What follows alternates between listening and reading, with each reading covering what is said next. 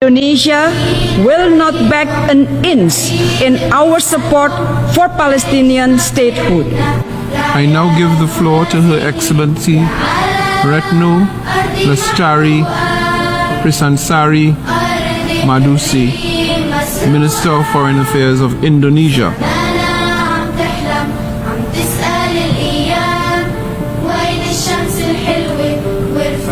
You haven't amended the text.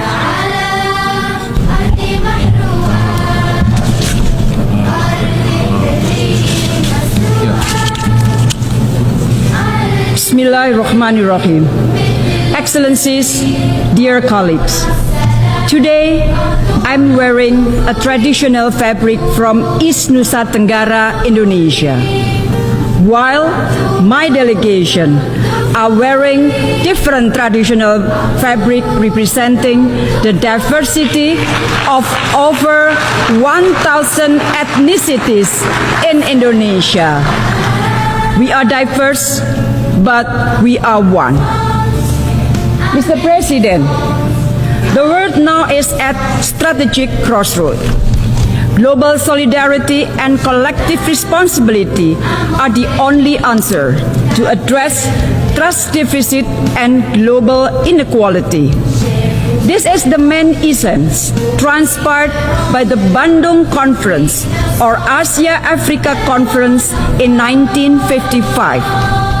Through the 10th principle of Bandung, we call for respect toward human rights and the UN Charter, sovereignty and territorial integrity, equality of all races and all nations, peaceful settlement of dispute, and promotion of mutual interest and cooperation. The Bandung Conference reminded every country of their equal rights and responsibility in maintaining peace and stability, mainstreaming win-win cooperation, and championing solidarity. Indonesia bring along the Bandung spirit when we presided the G20 last year, chairmanship of ASEAN this year, during President Jokowi's visit to Africa last month, and we will bring this spirit everywhere we go, including to this UNGA. The Bandung spirit enables Indonesia to listen and become part of solution. For Indonesia, global leadership should not only be about power or about the influence to dictate others.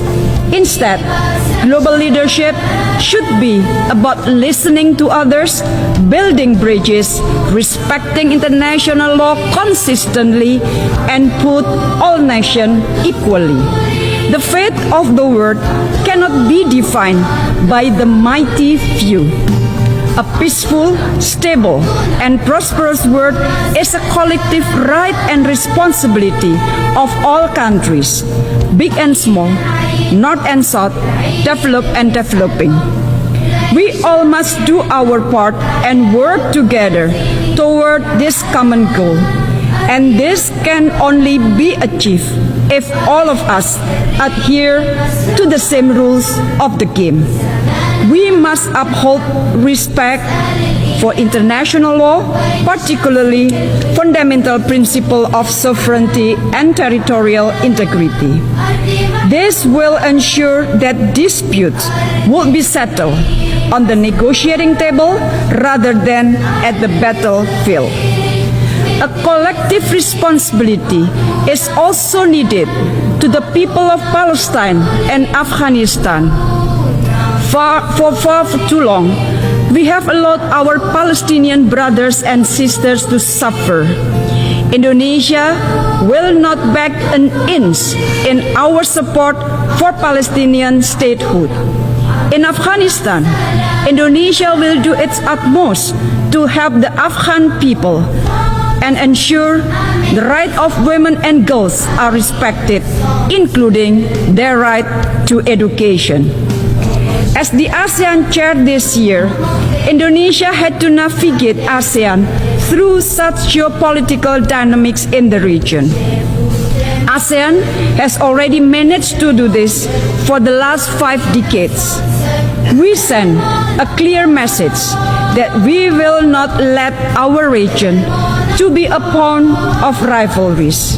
Instead, Southeast Asia must be an epicentrum of growth where all countries can benefit meaningfully. Inclusivity will forever be the pillar of our region's architecture building. It is suffices to say we managed to pull through. ASEAN have maintained its unity and established a long-term vision for ASEAN 2045.